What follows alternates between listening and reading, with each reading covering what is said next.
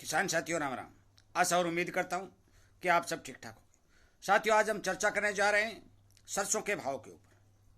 मैं आपको सरसों के भाव किसान और व्यापारी तीनों का डिटेल बताने जा रहा हूँ। और ये क्यों बताने जा रहा हूँ कि कुछ व्यापारियों के भी मेरे पास फ़ोन आ रहे हैं और कुछ किसानों के भी मेरे पास फ़ोन आ रहे हैं कि ताऊ जी सरसों के अंदर 5-4 दिन हो गए वीडियो अपलोड नहीं।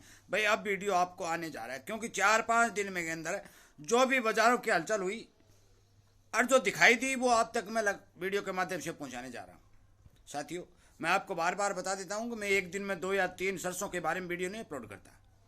केवल एक वीडियो जो 2-4 दिन के बाद जो समाचार मेरे पास आते हैं उनके हिसाब से आपके पास पहुंचा रहा हूं। और मेरा मकसद ये है कि आप जागरूक रहें, सावधान रहें, बाजार के ऊपर पूर्णतः नज़र रखें। और जो बाजार के अंदर जानकारी होती है वो इस वीडियो के माध्यम से आप तक पहुँचाई जाती है। मैं ना खरीदने की कह रहा हूँ, ना मैं बेचने की कह रहा हूँ। आप अपने हिसाब से काम करें, बेचें या रखें, वो आपकी मर्जी है, पर बाजार की जानकारी आपको मिलती रहे, सरकार क्या कर रही है वो मिलती रहे, और जो सच्चाई हो वो मिलती रहे। मेरा केवल ये एक मकसद है और इसीलिए कहता हूं कि आप इस चैनल को सब्सक्राइब करें, इसके साथ जुड़ें और इन बातों का फायदा उठाएं। साथियों, सरसों के अंदर 100 और 200 रुपए की लगभग 250 रुपए तक की मंदी देखने को मिली है। आज जो बाजार खुला है वो शनिवार से भी 100 रुपए कम टूट के खुले है। ये क्यों खुला है साथियों? ये क्लियरिटी होना ही था। आप सभी को पता है कि बाजार के अंदर पिछली साल के समान ही आवक है। पिछले साल भी 3-3.5 लाख बैग के लगभग आमदनी आ रही थी, इस साल भी वही आमदनी आ रही है। भाव पिछले साल से लगभग 1500 रुपए ऊंचे किसान को मिल रहे थे। तेजी नहीं थी, तेजी तो 2021 का यदि मुकाबला करें तो अब तेजी नहीं बनी थी, क्योंकि 2021 के अंदर तेल 177-178 रुपए पहुंच गया था, परंतु अब 168-169 लास्ट में 70 तक पहुंच के चला गया। इसको तेजी नहीं बोल सकते। 95 रुपए सरसों की लास्ट बोली 2021 के अंदर हुई थी। हमारी मंडियों में 8,81 रुपए की बोली हुई थी, वो नहीं पहुंची थी। तेजी जब होती है, रिकॉर्ड जब बनता है और अल्लाह जब बनता है कि पिछले भावों से ऊपर भाव बने। लगातार देश के अंदर 4 वर्ष में जनसंख्या की वृद्धि हुई, लगातार 4 वर्ष से सरसों तेल की डिमांड बढ़ी, और अब की बार 24 और 25 दोनों ही सालों के अंदर सरसों का लगातार उत्पादन घटा। उसके बावजूद भी किसान को अब तक वो भाव नहीं मिले हैं जो भाव किसान को मिलने चाहिए थे, जो किसान का हक था। क्यों नहीं मिले, इसके बारे में मैं आपको बता देना चाहता हूं। मैंने आपको यह बात कही थी कि सरकार काम दाम दंड भेद पूरा का पूरा अपनाएगी और सरसों के भाव को दबाने की पुरजोर कोशिश करेगी, क्योंकि बिहार चुनाव के चलते सरकार किसी भी स्थिति में सरसों के अंदर अच्छी तेजी बनने के पक्ष में नहीं है। और यह भारत देश है, यहां वोट की राजनीति होती है, किसान की राजनीति नहीं होती। मैं सरसों में आगे क्या होने जा रहा है वो बताऊंगा। उससे पहले कुछ किसान भाई ये कह रहे हैं, कुछ मेरा वीडियो सुनने वाले कह रहे हैं कि जल्दी जल्दी आप भाव बता दो। भाई भाव नहीं, पूरा सिचुएशन किसान को बताना पड़ता है, तब जाके किसान को समझ में आता है। और एक नहीं 2-3 बार बताना पड़ता है। बेचारा किसान खेतों में काम करता है, उसको बाजार की जानकारी नहीं होती। आप तो बड़े बड़े हाई फाई लोग होगे, आपको थोड़ी सी समझ में पूरा ज्ञान होगा, पर सभी को नहीं होता। और सभी को ज्ञान दे हर बात बताने के लिए थोड़ा समय भी लगता है और उन्हें पूर्ण रूप से समझाना भी पड़ता है। साथियों, हुआ क्या है, सरकार ने 1 अगस्त 2025 से एक नया कानून लागू कर दिया है। क्यों किया है?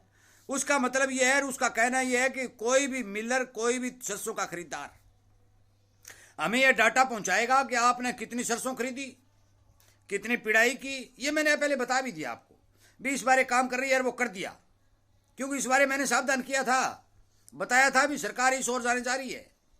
वो काम 1 अगस्त से इन्होंने लागू कर दिया कि हर एक मिलर को अपना सारा का सारा सिस्टम सरसों के बारे में, तेल का, कच्ची घानी का, खड़क का पूरा डाटा सरकार को भेजना पड़ेगा। अब तक तो सिर्फ साथियों यही किया है कि मिल वालों से पूछा जाएगा कि आप कहाँ कितनी सरसों खरीदी और कितनी बेची, कितना तेल बेचा।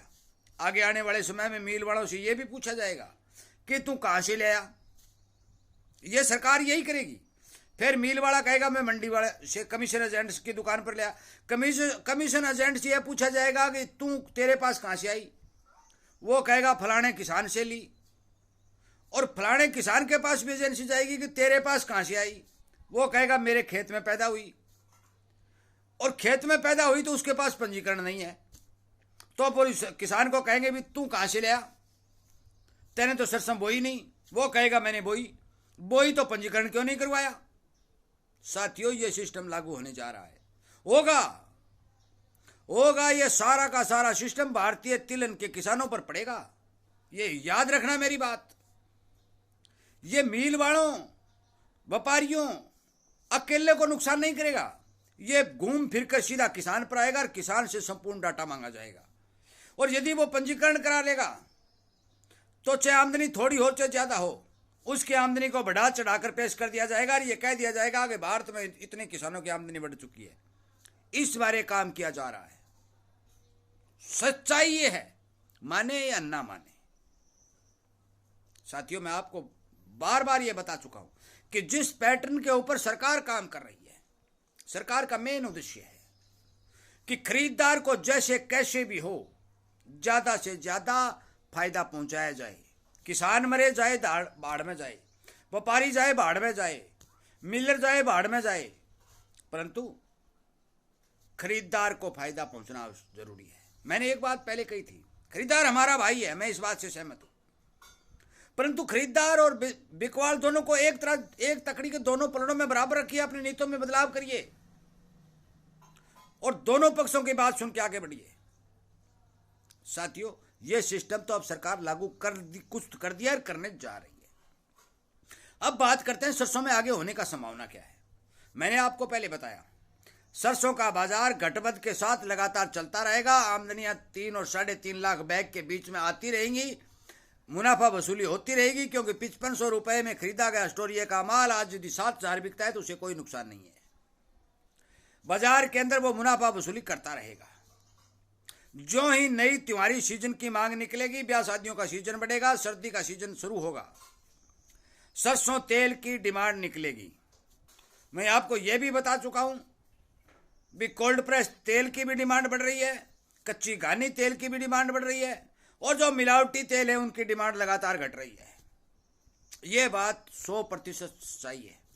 और सरकार मिलावटी तेलों पर अंकुश लगाने के लिए ये सारे कदम उठाने की बात कह रही है, परंतु सरकार के इस तरह के कदमों से मिलावटी तेलों के ऊपर अंकुश नहीं लगेगा। अंकुश लगेगा टाडा लगाने से, जो उग्रवादियों पर लगता है। यदि मिलावटी तेल पकड़ा जाता है तो उस पर टाडा लगा दो, ऑटोमेटिकली बंद हो जाएगा।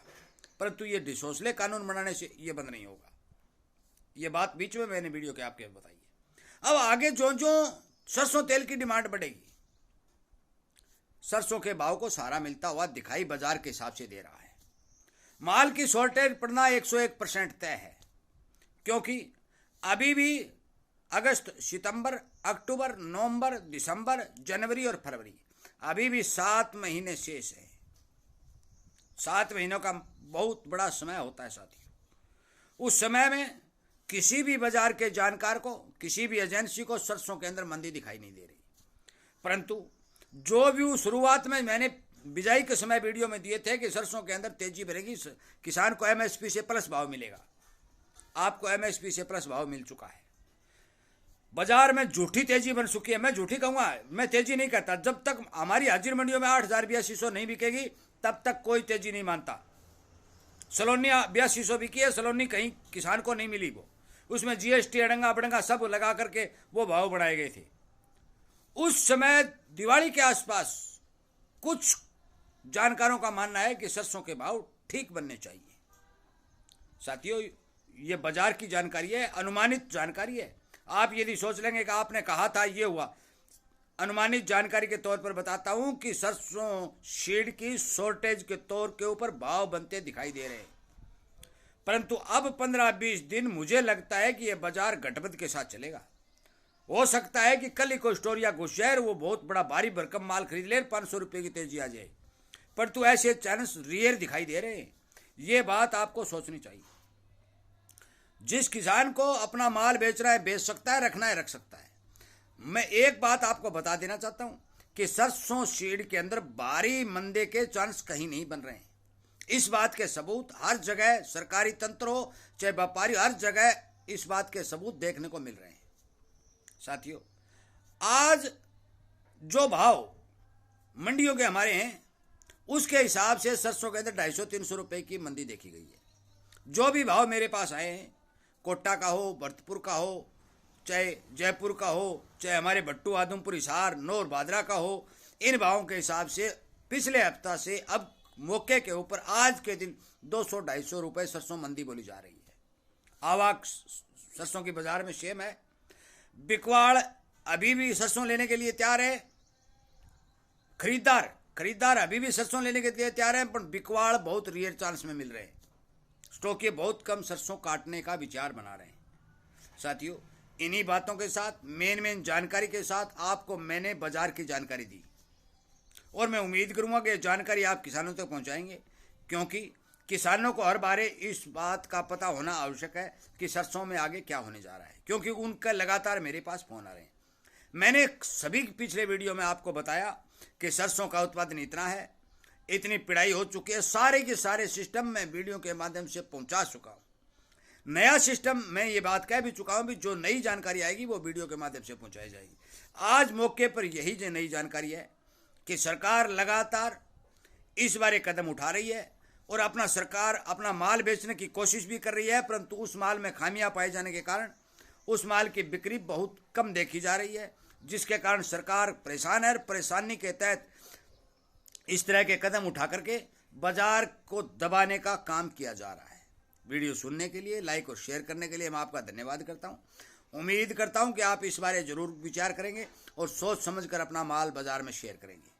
वीडियो सुनने के लिए, किसानों तक शेयर करने के लिए, इस जागरूकता अभियान के साथ जुड़ करके किसान हित में काम करने के लिए, सब बातों के लिए मैं आपका धन्यवाद करता हूं, और उम्मीद करता हूं कि आप जरूर इन बातों को हर एक इंसान तक पहुंचाकर सरकार के कान तक पहुंचाने की कोशिश करेंगे। जय हिंद।